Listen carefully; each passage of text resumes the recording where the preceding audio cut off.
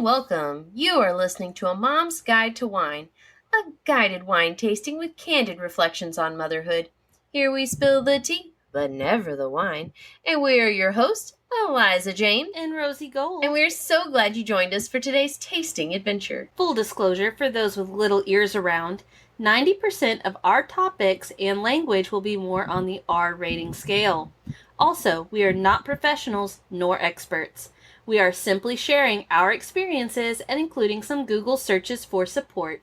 We are amateur wine enthusiasts and professional moms. That is our skill set. All the skills we got. So if you're looking for more, we're lacking, and I apologize. That's okay. We are growing some skills in farming skills. Both of us are. We're going to know so much about all them damn birds. It's going to be awesome. It's going to be awesome. Yeah. So, but first, the wine. And today's wine is Buttercream Chardonnay. It's from Sea Family Wines out of California. We picked it up at Total Wines. I absolutely love the label. Cute? It literally reminds me of a stick of butter. Like that. Like they're smart. Because it's eye-catching. The marketing is very on point. I think we paid like $13 for the bottle, so definitely less expensive. Yeah, it wasn't anything. It is a Chardonnay, so it is your basic bitch wine. Everybody drinks Chardonnay. I mean, we gotta do it every now and then. It's kind of like pumpkin spice. It's gotta make its rotation. That's okay. That's okay. You can also buy this in a can. Just FYI random. When I was doing my research, I found it available in a can. So these people are putting it out there. But sometimes that's so much easier for traveling. You can take this shit anywhere. So I was looking on their website, and they describe it as Grandma's buttercream cake with an upgrade. Our buttercream Chardonnay displays a rich, creamy texture of tropical fruit with vanilla notes and a kiss of sweetness on the palate. Smooth and creamy with hints of vanilla and succulent pear. After sitting peacefully in stainless steel tanks, our Chardonnay undergoes secondary, I'm going to mispronounce this word, hold on, malolactic fermentation, there we go, which really brings out the buttercream we all know and love. And finally, we're allowing this Chardonnay to rest in oak barrels to add complexity and nuance. It's like these grapes wanted to be there all along. Grandma loved to cook for the family, but baking was her specialty. So, this is like having Grandma in your kitchen. That's what I got. And I'm all about Grandma recipes. Right. Oh, did you see that recipe book that is Baking Yesteryear? I have that.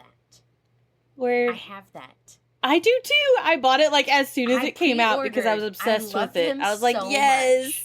Yes. Oh my God, yes. I'm obsessed. I love him. He's my fave. I watch all his new videos. So if you don't know, you probably know. But if you don't know, he takes recipes from older recipe books, makes them, and then sometimes, they're a little interesting. Actually, most of the time they're pretty interesting. Because a lot of them are from like the Great Depression and things. But anyway, so if you haven't seen it, Baking Yesteryear, it's pretty cool. Bacon chocolate chip cookies are no joke though. That shit's good. Yeah. I digress. I make a lot of his recipes. Anyway, I'm sorry. I have the cookbook, but then I just use his online recipes. Yes. But it's great. Anyway.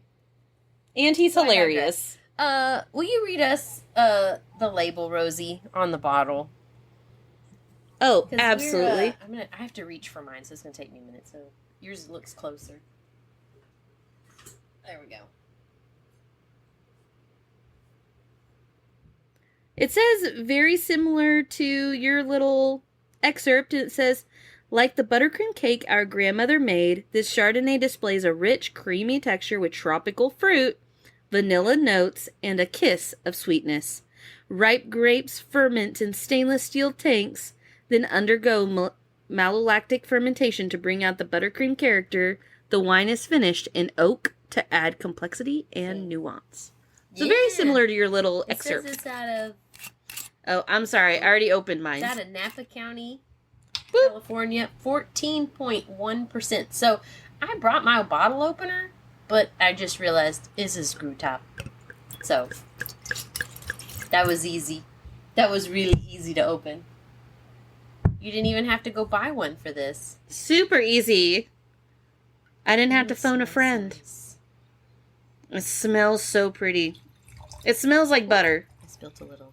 Oh man, that's a party foul. I smell some kind of fruitiness. It smells like pear. I'm getting the pear. I think they're accurate. Yeah, maybe pear. Put that away. I'm gonna put it. I have mine sitting on ice because I chilled it. White It wine. smells very Chill pretty. your white wine, people. I spilled it everywhere. Damn it. And if you don't know, that's why you're supposed to use stemmed glasses for white wine so you don't overheat the wine with your hand. Yes. I don't have any of those. So, I do. I'm using my white wine glass. So I have mine in a big glass. I gave several of my white wine glasses to my husband's grandfather because he said he was lacking in the white wine glasses, and I said, I got you. Because I'm always at Messina Hoff, right? And so I have tons of Messina Hoff glasses. So I had plenty. I just gave him a handful of them, and I have a handful for myself, and if I run low, I just go get more. It's wonderful. Well, I definitely taste that creamy texture, but what adds the creamy texture is that vanilla note. That is nice. It is buttery. Isn't it? I love It is it. buttery. It makes me very warm though.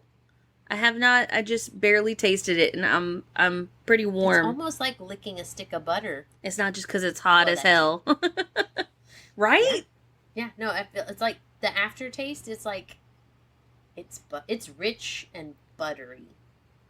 They describe like this it. very well. I have some. I picked some white cheeses. Mm-hmm. So I have a little baby bell and string cheese. Ooh. So Lunchable edition cheese. That's nice. And a couple of little rosemary crackers and pepperoni. I have a leftover roll from dinner, and I know, right? That's handy. And a lady at church was telling me that when she makes her charcuterie board, picks up this bacon Gouda. It is Gouda with bacon bits in Ooh. I haven't seen It's that actually- one.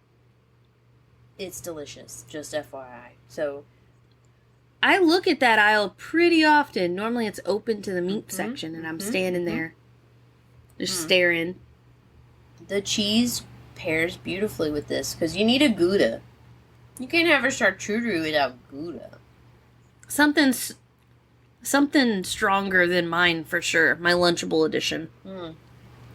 No, it adds and enhances this flavor. This is really good. I mean, the string cheese is alright. Yeah. But I wouldn't say it Uh. enhances it.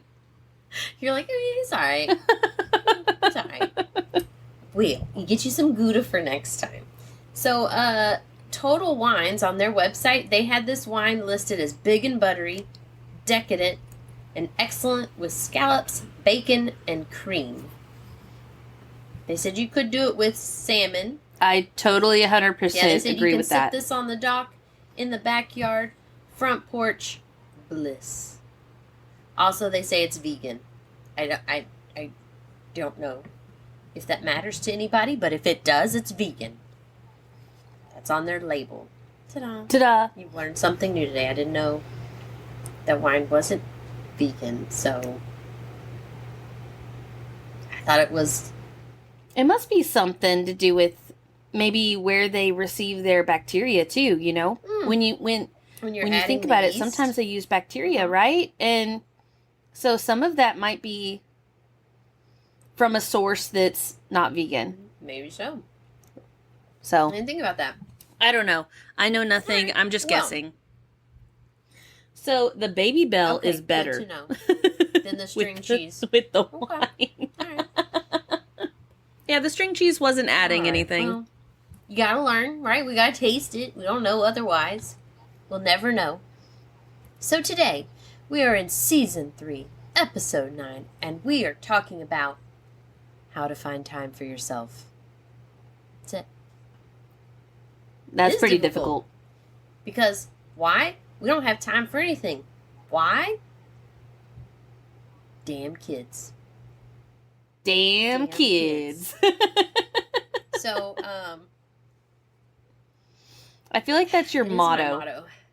Ever since I've known you, whenever you're like talking about whatever you're doing or what have you, and I'm like, man, what are you gonna do with that? And you're like, damn kids. Right? Like, they keep me busy. You know, our podcast, we do try to revolve it around our listeners, and it's our attempt at creating a mentally healthy choice for ourselves and for our family, because this is what you and I do to like stress relieve ourselves. Like, we love the listeners. It took a while for us to have a lot of stress, and then we came to the conclusion that we felt better together, and we are very much researchers. We both really like to make other people happy and healthy, and then the podcast started, and it just kind of made us healthier by doing it. And so, but this is our way of finding ways for ourselves. That's my phone. Sorry about that. But this is our way of finding time for ourselves. We do have to like work it in. It's not like it doesn't just happen, right? Because Lord knows my kids keep me very, very busy. I've got sports. Yes. And we've done dance, and we've done tumbling, and thank God we're not doing either of those anymore. But we do 4-H, and that doesn't include all the 4-H projects that they're involved in. And whatever else. So if you have an animal and how much time that takes. Everything, Hell, now we have bees, so, like, we're busy.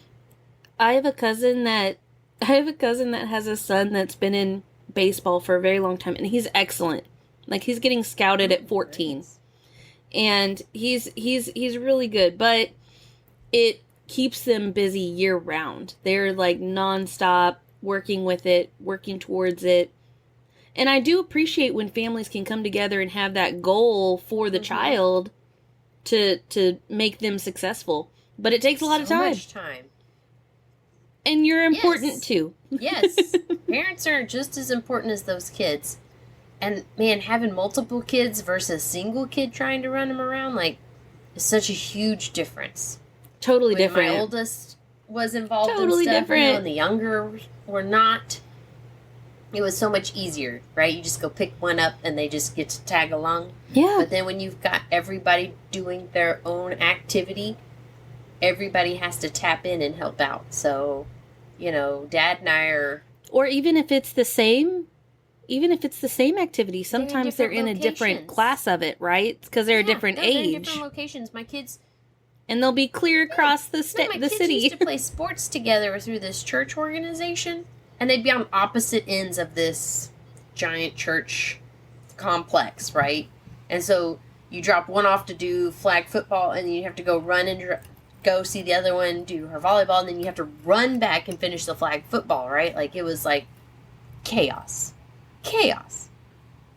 And so, absolute chaos. Having a partner who can help is a plus.